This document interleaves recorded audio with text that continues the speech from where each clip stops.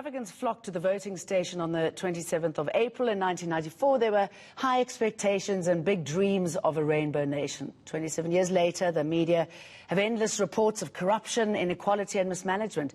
The economy is also in the doldrums. Founder of the Sorbet Group, Fuhr, is in Johannesburg, and he speaks to us about the role business should play in creating a sustainable foundation for the country. Very good morning to you, Ian. Thanks for taking time out for us on this holiday. Tell us what role business has to play and how they can do better.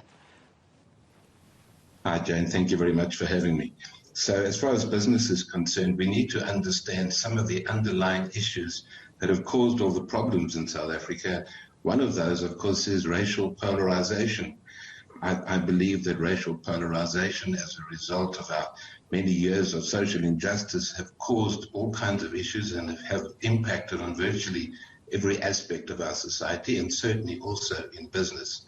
So if people are not feeling like they are treated with respect and dignity in their organizations, and they don't feel that their contributions are valued and that they are treated with equality, well, then it's unlikely that they're going to go out there and serve their customers to the very best of their ability. So in order to build a strong culture, leaders of business in South Africa today have to focus on how they can get everyone in the organization, regardless of their history, their background, their color, their language, their dress, the way they dress, the way they talk, regardless of all of those things, to have a sense of belonging and to create a culture that has a common purpose. At the moment, there's very little common purpose in business. You also say that key to this is not being colorblind. How do you get to that point?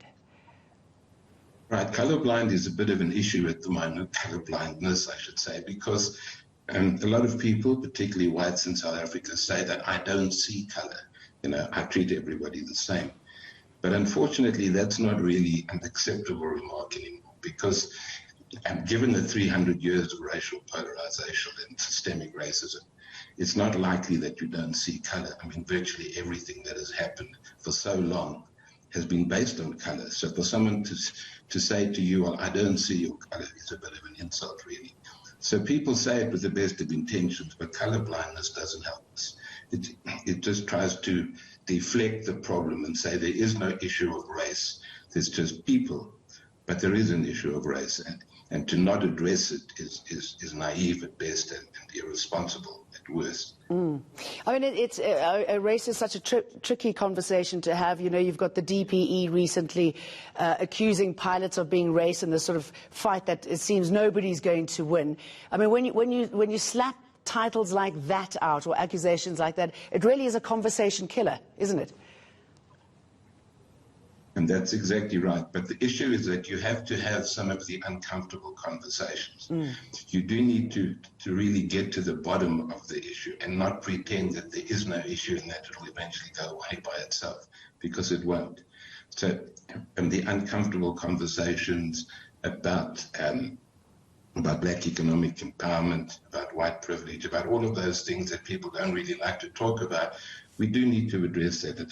And in my new business now, the Hatch Institute, that's what we do. We have race relations courses where people get an opportunity to understand each other's perspectives and to understand their own prejudices and biases, some of which are conscious and some of which are unconscious. But nevertheless, the more we understand ourselves, the more we'll be able to change our mindsets.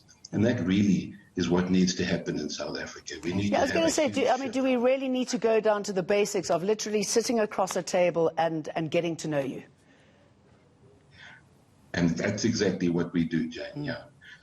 We need those conversations. We need people to share with each other exactly how they feel, what it was like growing up in South Africa. We have a thing called a mini truth commission in our workshops where people share with each other what it was like growing up, because many people are oblivious of what happened in the other race groups in terms of their growing up and their life experiences. So the more we get to know each other, the more we understand each other, the more we can deal with the real issues that are holding us back and try and create some hope in a country which is currently overwhelmed by hopelessness, really. There's a lot of sadness and hopelessness and fear and despair, and I believe that hope is the only thing stronger than fear. And that's what we need to recreate. And the only way we can do that is to shift the mindsets of people to try and create some sort of society going forward in which there's compromise, where there's equality, and people have equal opportunities, true equal opportunities to participate in the economy at all levels across the country. Sage words. Ian Fuhr, thank you for your time. Thank you.